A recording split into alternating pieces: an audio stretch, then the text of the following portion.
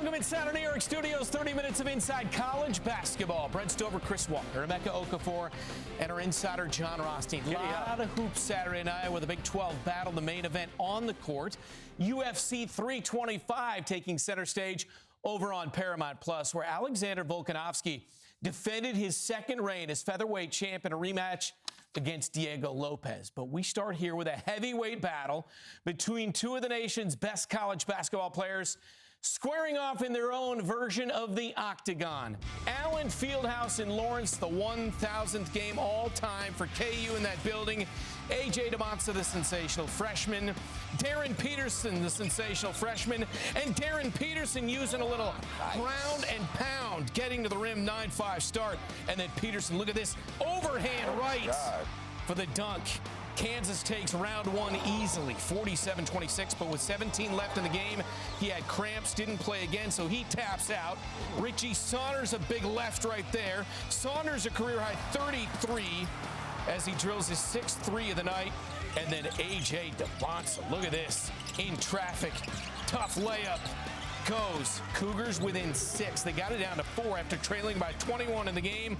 But Kansas up 4. Melvin Council Jr. clock winding down. Hits the pull-up and the knockout blow. Kansas wins 90-82. We'll call Peterson versus DeMonza a draw. But in terms of Kansas BYU, it's the Jayhawks winning by 8. Now 16-5, 6-2. In the conference. John, you go first on this one. Well, when I talked to Bill Self this week, he told me one of the wild cards for Kansas moving forward was Bryson Tiller. And then you watch the game and you say, there's a reason why that guy's won 2 national titles. No doubt. Hall of Fame head coach. And that is a very, very big bright spot for Kansas right now, because in the middle of the season, you can see a player who wasn't coming in as a very experienced player is getting better and better. He had a great week. Yeah, Darryn Peterson is very important to the team, as we can see. I think going forward, he and it's rough. I was a freshman, and there's rigors and learning how to play, and there's things you learn about your body, and he's going through that in live action. So it's February, and March is right around the corner, so you have to figure it out quick.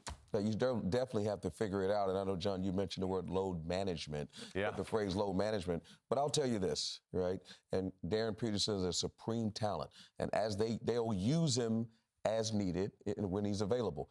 But Bill Self has done a tremendous job with this team, right? And so my thing is, at the end of the day, obviously, Peterson will be the story.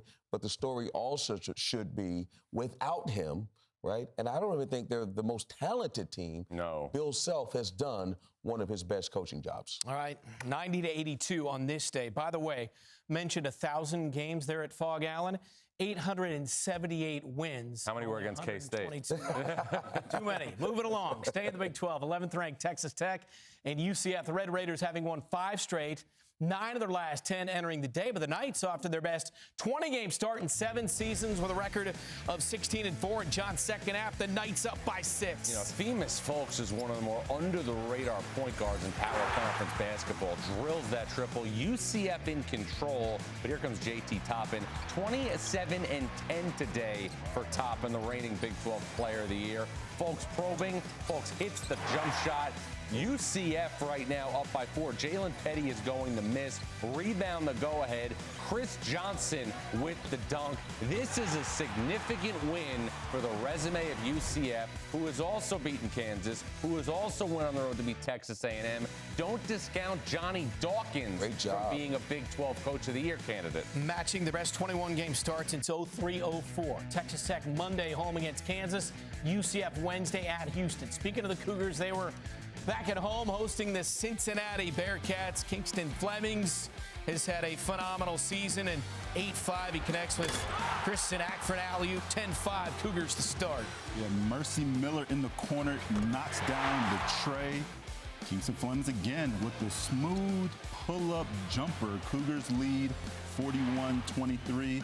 Milos Uzan with the nice little floater for the 2. He has 16 points today. Cougars lead 68-41. 76-54 is the final damage. Houston wins their 38th straight game over an unranked opponent, tying the school record. Uzan, 16 on 7 of 12. Sharp 13 points. He's 1 3-pointer shy of passing Marcus Sasser for the most 3 point makes in school history. 4th-ranked Duke on the road in Blacksburg. And there's another freshman phenom in Cameron Boozer. They started the game on a 20-9 run, Chris. This bully ball, he gets you that deep. There's probably no one in the country that can stop him. Not only can he do it inside, he can do it from behind the arc as well. This kid is fantastic. But you know what? Hansberry says we're not giving up.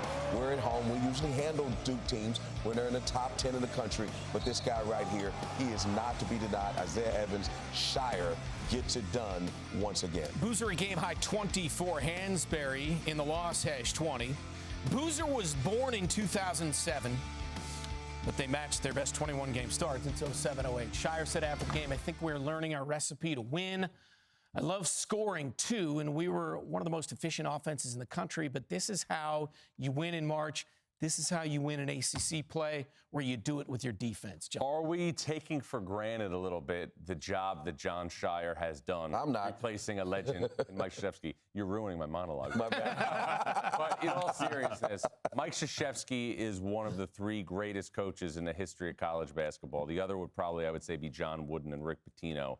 John Shire has made it look seamless. We have seen throughout, really, the modern era, legends retire and other people step in, and there might be pockets of success, but there's also been a lot of sporadic instances where the same level of success was not maintained. He has maintained things at an elite level for Duke. And remember, Duke was up big on Texas Tech in December at Madison Square Garden, lost that game, and now has 1 loss. They are 1 game away from being right now in the same stratosphere record-wise as Arizona.